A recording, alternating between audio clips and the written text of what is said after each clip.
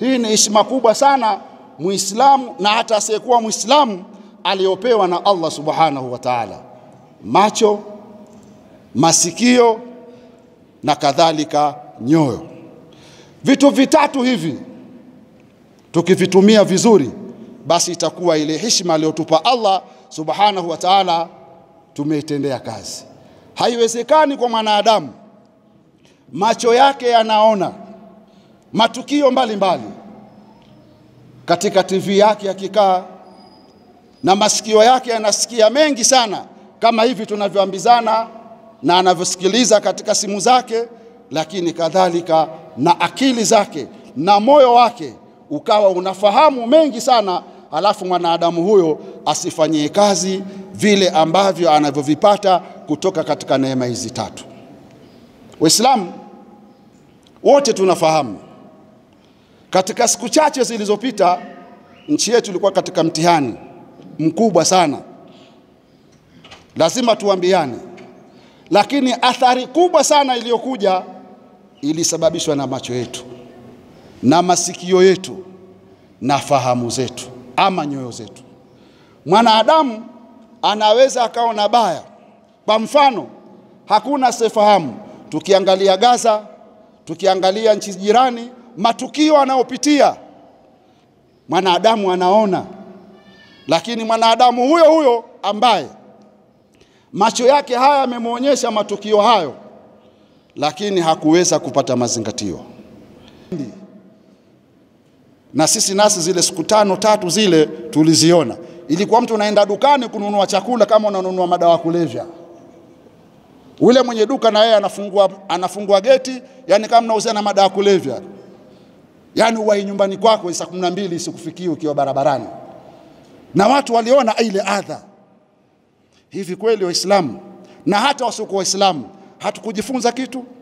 Labbaik Allahumma labbaik. Wale wanaohiji kwa ikhlas hawarudi tu na zawadi za kiroho, bali pia huacha athari ya nuru kwa wengine. Ungana nasi katika safari takatifu ya hija mwaka huu wa 2026. Safiri na iTravel Hajj and Umrah chini ya mkurugenzi Ahmed Sharif na Sheikh Twaha Suleiman Bane. Gharama ni dola 6500 tu na gharama za kuhijiwa ni dola 2000 pekee, na utapata ndege kutoka Zanzibar au Dar es Salaam, malazi karibu na misikiti tukufu Maka na Madina, ziara za kihistoria, milo 3 ya chakula kila siku, huduma ya afya muda wote wa safari, begi la mzigo na begi la mgongoni, mahema Mina na Arafa, ihram kwa wanaume, kanga kwa wanawake, pamoja na maji ya Zamzam. Kwa Dar es Salaam tupo Kariakoo, mtaa wa Pemba na Livingstone. Kwa Unguja ni Kijangwani Unguja, stendi mpya daladala mlango namba 5, pamoja na Mkanjuni Chake Chake Pemba. Tupigie kupitia 0765 300 010 au 0788 na mitandaoni ni @tours_itravel. Ndugu zangu katika imani, kwanza nazihusia nafsi zenu sambamba na kuihusia nafsi yangu kumcha Allah Subhanahu wa Ta'ala, kwa sababu takwa peke yake ama ucha Mungu peke yake ndiyo sababu ya mimi na wewe kuingia katika pepo ya Allah Subhanahu wa Ta'ala. Kwa hivyo ni vyema ndugu yangu katika imani ukapambika na sifa ya ucha Mungu, kwa sababu ndiyo tiketi yako wewe na mimi kuingia katika pepo ya Allah Subhanahu wa Ta'ala. Lakini pia tuchukue nafasi nyingine ya kumtekea rehma na amani mtume wetu Muhammad sallallahu alayhi wasallam, akiwa yeye ni mtume wa mwisho aliyeletwa na Allah Subhanahu wa Ta'ala kuja kutoa umma katika giza hili la ujinga na kuingiza umma katika nuru ambayo ni ya Uislamu. Kwa hivyo mimi na wewe lazima katika muda wetu tunaofanyia kazi, lakini fanyia kazi na kumtakia rehma na amani mtume wetu Muhammad sallallahu alayhi wasallam. Ndugu zangu katika imani, kwanza tunamshukuru Allah kwa mapenzi yake kutowafikisha kuwa ndani ya eneo hili katika siku hii kubwa ambayo ni siku tunaiita siku ya sikukuu kwa Waislamu ya wiki, kuwa ndani ya majumba haya ya Allah subhanahu wa ta'ala, ambapo wapo wengine wanazo sababu na wengine hawana sababu, hadi muda huu bado hawajawa katika maeneo kama haya. Kwa hivyo sisi ambao Allah subhanahu wa ta'ala ametuwafikisha kuwa katika maeneo haya, ni vyema kumshukuru Allah subhanahu wa ta'ala. Ndugu zangu katika imani, hotuba yangu ya leo itazungumzia mwanadamu na heshima aliyopewa na Allah subhanahu wa ta'ala. Mwanadamu kama mwanadamu, na hapa hotuba yangu haitalenga kwa Muislamu tu, bali hata asiyekuwa Muislamu. Kwa kuwa yeye ni mwanadamu, basi kuna heshima kubwa sana mwanadamu aliyopewa na Allah subhanahu wa ta'ala. Heshima hii huyu mwanadamu asipoitumia vizuri, basi ana sifa mbaya pia mbele ya Allah subhanahu wa ta'ala aliyompa mwanadamu huyu, ambaye hata heshimu ile heshima aliyopewa na Allah subhanahu wa ta'ala. Allah subhanahu wa ta'ala anatuambia, walaqad karramna bani adama, kwa hakika tumemheshimisha, tumempa heshima ama tumewapa heshima hawa wanadamu kubwa sana. Wahamalnahum fil barri wal bahari, lakini pia tukawapa nyenzo na vyombo vitakavyokuwa vinawabeba wao bara na baharini, wawe wanavitumia kwa namna ya maeneo wanaotaka kwenda kufanya mambo yao. Warazaknahum minat tayyibat, lakini pia hawa wanadamu Allah anasema tumewaruzuku wao riziki nzuri nzuri tu, ambazo hizo wao wazitumie kwa kuwa Allah subhanahu wa ta'ala amewapa.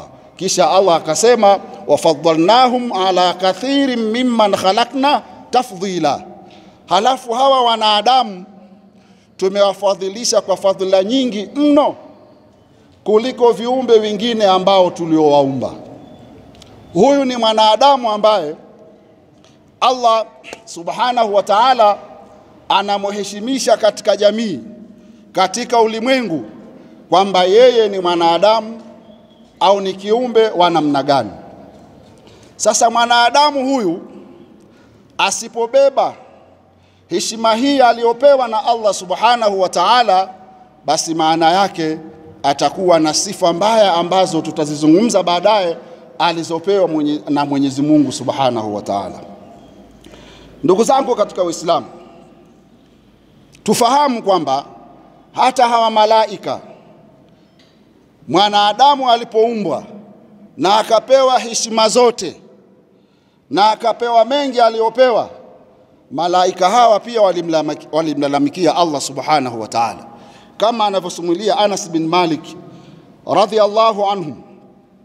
Anatuambia, qala Rasulullah sallallahu alayhi wasallam, amesema mtume wa Allah, rehma na amani zimshukie juu yake, innal malaikata, hakika ya malaika, qalu, walisema kumuuliza na kumwambia Allah subhanahu wa ta'ala, rabbana khalaqtana wa khalaqta bani adama, e Mola wetu umetuumba sisi na kisha ukawaumba hawa wanadamu, na si hivyo tu, faja'altahum yaakuluna at-ta'ama, lakini umewafanya wanadamu wao ndio wanaokula chakula, wayashrabuna ash-sharaba, na wanakunywa vinywaji, wayalbasuna thiyaba, na wanavaa nguo, wayatazawajuna an-nisaa, lakini pia wanaoa wanawake, wayarkabuna ad-dawaba, na wanapanda wanyama. Wakati huo sasa hivi kila mmoja ana usafiri anaojua yeye mwenyewe, lakini wayanamuna wayastarihun. Lakini wewe Mwenyezi Mungu hawa wanadamu umewajalia wanalala na wanapumzika baada ya shughuli zao, lakini tunakuambia ya Allah, walam taj'al lana shay'an min tilka au min dhalika, wewe hukutupa chochote katika hivyo ulivyowapa wanadamu. Faj'al lahumud dunya, sasa tunakuomba ya Rabbi wao wape hiyo dunia, wala na al-akhirah, na sisi utupe akhera tu, kwamba wao wamalize maisha yao duniani, wakija huku wawe ni watu tu wa kawaida, na sisi tuwe ndio wenyewe wanaoishi hapa peponi ama akhera kuliko kumbe mwingine. Faqala Allahu azza wa jalla, Mwenyezi Mungu akasema, la aj'alu man khalaqtuhu biyadayya, siwezi nikamfanya yule ambaye nimemuumba kwa mikono yangu, wa nafakhtu fiki min ruhi, halafu nikapuliza kwake yeye roho yangu, kama qultu lahu kun fakana, kama yule nilimwambia kuwa na akawa. Kwamba nyinyi malaika nimewaumba kwa tamko moja tu, kuwa malaika ukawa malaika, ndivyo nilivyowaumba. Lakini mwanadamu amepitia mambo mengi, nyanja nyingi, mpaka akawa mwanadamu. Kwa hiyo bado atabakia mwanadamu kwangu mimi.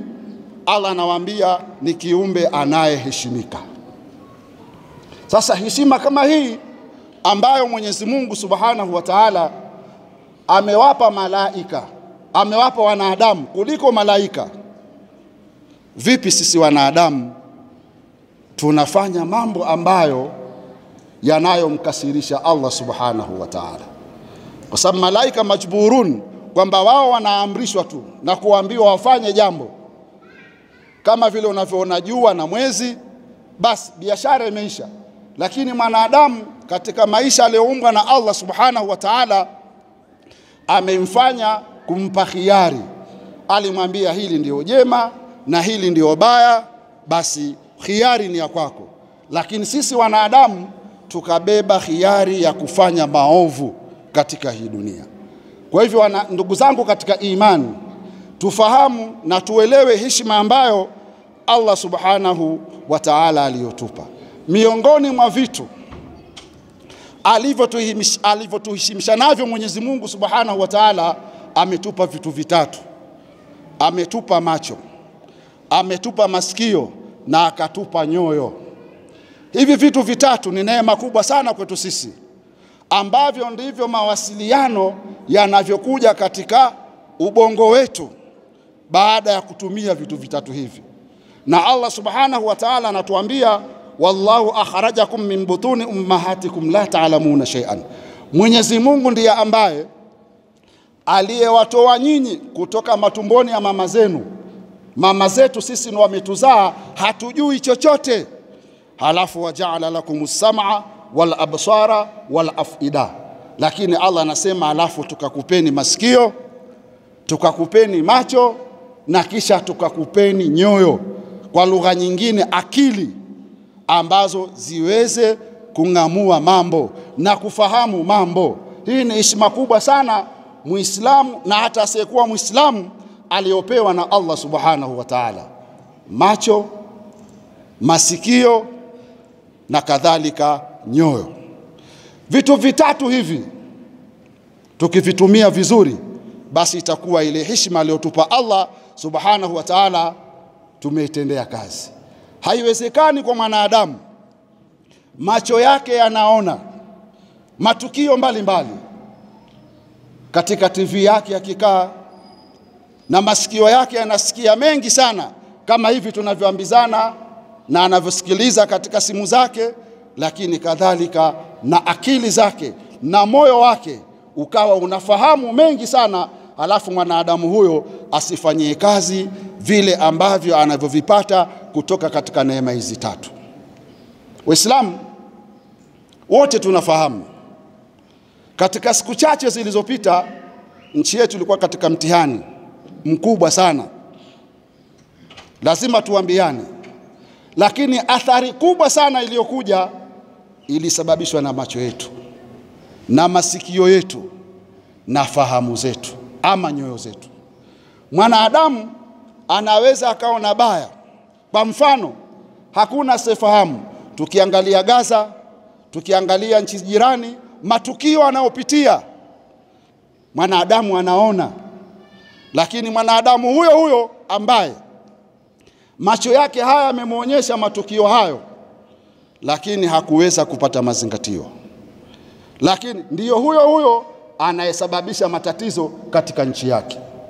Mwanadamu huyu alisikia mengi, lakini baada ya kusikia hakuweza kutafakari, kutumia kile alichopewa na Allah katika akili zake, kwamba hichi mimi ninachokiwaza ambacho nataka kukifanya nini mwisho wake. Hakutumia mwanadamu huyo vizuri. Mwisho wa siku ikaonekana kwamba hatukutumia neema nzuri hizi tatu alizotupa Allah subhanahu wa ta'ala. Pia hatukutumia ile heshima aliyotuheshimisha Allah subhanahu wa ta'ala. Na Allah ametupa macho, ametupa masikio, ametupa akili, fahamu, la'allakum tashkurun, ili tupate kushukuru. Tuangalie wenzetu ambao Mwenyezi Mungu ameondolea neema ya macho. Wao wanaishi kwa hisia. Tuangalie wenzetu ambao Allah amewaondolea usikivu, wanaishi kwa mazingira magumu. Lakini pia tuangalie wasiokuwa na akili, wanaishi vipi. Lakini mwanadamu aliyepewa akili, aliyepewa macho, aliyepewa usikivu, tunamshangaa kwamba ameshindwa kutumia neema zake hizi tatu alizopewa na Allah subhanahu wa ta'ala. Na ndio maana Mwenyezi Mungu subhanahu wa ta'ala, kwa kutokutumia heshima aliyotupa na kutokutumia neema tatu alizotupa, macho, masikio na nyoyo, ametuhitaji. Allah anasema walaqad dhara'na li jahannama kathiran minal jinni, kwa hakika tumewaandalia huu moto wa jahannam wengi katika majini wal insi, na wanadamu. Lahum, kwa nini? Lahum qulubun, wana wao nyoyo za kufahamu wanayoambiwa na wazee wao na marafiki zao na viongozi wao wa dini. Wana nyoyo hizo za kufahamu hayo, lakini la yafqahuna biha, lakini hawataki kufahamu kutumia nyoyo zao hizo na akili zao hizo. Pia Allah akatuambia walahum ayunun, wana wao macho. Macho ambayo hukupewa tu utazame, bali utazame alafu urejeshe mazingatio katika akili yako. Lakini Mungu anasema la yusuruna biha, hawaoni kwa macho hayo. Sio kwamba hawaoni, wanaona, lakini mazingatio kutumia kile walichokiona hawakifanyii kazi. Kisha Allah akasema walahum adhanun la yasmauna biha, wana wao masikio, lakini kwa masikitiko makubwa hawasikii kwa masikio hayo. Allah anasemaje? Ulaika kal an'ami. Ni maneno ya Mungu haya, sio ya kwangu. Hao ni kama wanyama. Lakini Mungu pia aliwaona wanyama wana afadhali, akasema balhum adhallu, bali wanyama wana afadhali, hawa wanadamu wenye sifa hizi wamepotea zaidi. Wa ulaika humul ghafilun, na hao ndio walioingia katika kughafilika mno. Manake katuambia hata wanyama wana afadhali kwa yule asiyetumia macho yake vizuri, asiyetumia masikio yake vizuri, asiyetumia akili yake vizuri. Nyinyi wote ni wafugaji hapa. Kuna wanyama wanaitwa kondoo. Wale kondoo wanapotembea wakiwa 100, yule aliyekuwa mbele akifika sehemu akiruka, basi wote watakokuja akifika pale wataruka juu. Wataruka juu. Kama ni 100 ni 100, wote wakifika ile eneo wataruka juu, wanaendelea na safari, na wala hawashangai kuna nini. Midhali kiongozi wao kafika pale ameruka, basi na wao wataruka, wanajua pale kuna hatari. Ni mnyama huyu. Lakini mwanadamu aliyepewa akili, aliyepewa masikio ya kusikia, aliyepewa macho ya kuona, lakini anaingia kwenye hatari. Huyu ndio Allah anasema ulaika kal an'am, bali hao ni kama wanyama kabisa. Tumeshuhudia vijana, na sisi na wengine ni wazazi wenu, ni watoto wenu, vijana wenu, sisi mmetuona tunaingia katika matatizo. Lakini sidhani kwamba kuna mzazi, wakati hili linasemwa, watu wanadili na simu zao, wanaangalia simu zao, wanashawishika, kama kuna mzazi aliyemweka mtoto wake chini. Hii ni hatari kubwa sana. Ikiwa wewe ni Muislamu, Qur'ani yako inakuambia jambo hutaki, na kama wewe ni Mkristo, Biblia yako inakuambia jambo hutaki, unamwangalia mtu aliyekuwa kwenye mtandao, hata kuvaa hawezi, hajui, ndo amekuwa kiongozi wako. Lakini kwa masikitiko makubwa, hata baadhi ya viongozi wa dini kwa taaluma waliopewa na huyo Allah subhanahu wa ta'ala, na wao wameingia huko.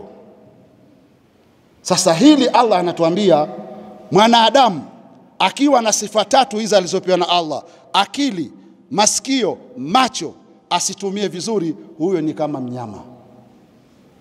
Sio mimi, ni aya ya Mwenyezi Mungu subhanahu wa ta'ala.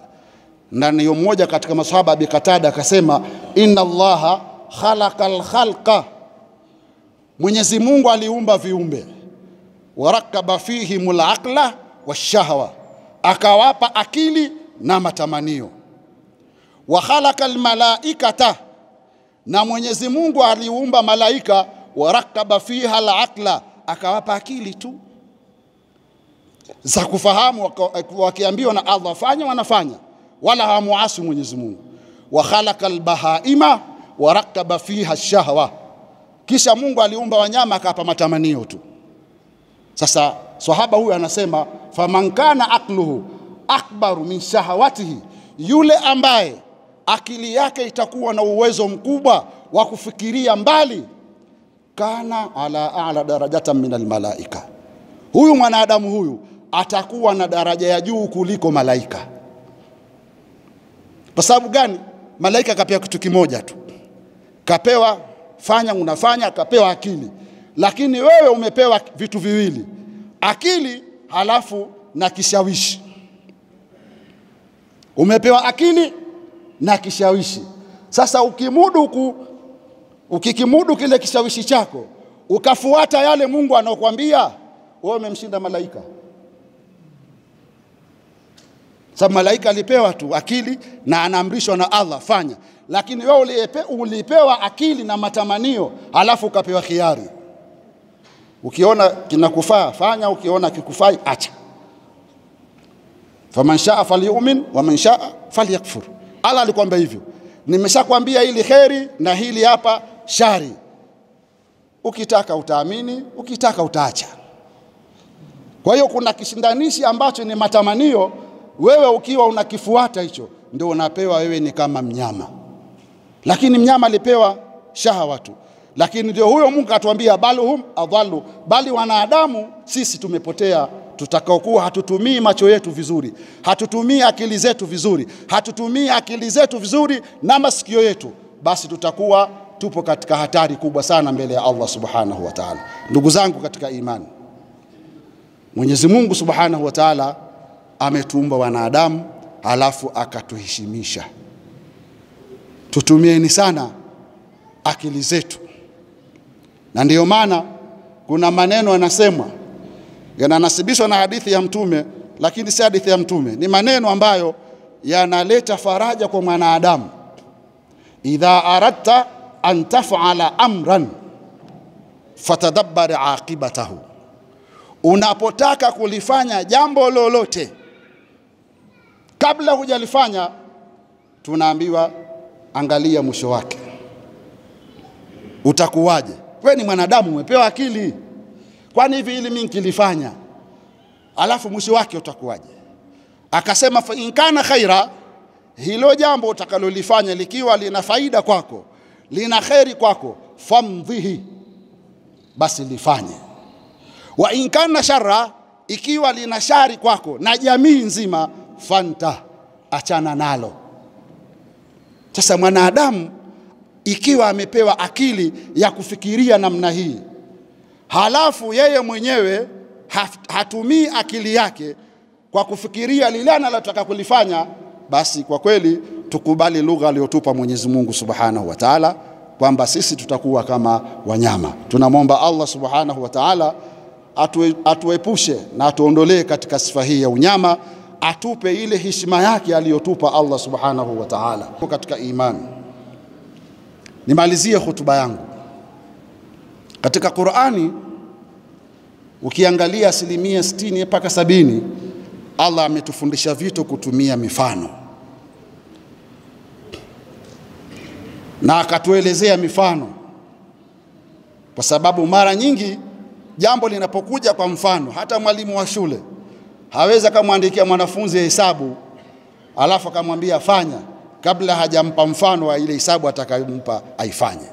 Na Allah subhanahu wa ta'ala na yeye ni hivyo hivyo, huwa anapiga mfano katika eneo ambalo yeye analitaka, ili wewe mwanadamu uchukue mfano, si katika kutoa zaka, si katika sadaka. Mote ametoa mifano Mwenyezi Mungu, lakini pia hata katika amani na utulivu Mwenyezi Mungu ametuletea mifano, tena mifano ya miji mitakatifu kulikoni miji yetu hii. Allah anasema وضرب الله مثلا قرية كانت آمنة مطمئنة.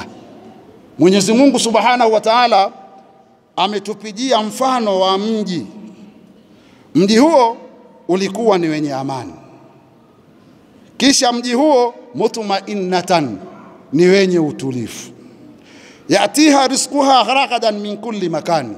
Ule mji ulikuwa riziki zake unaujia kwa nafasi kutoka kila aina ya upande wa dunia.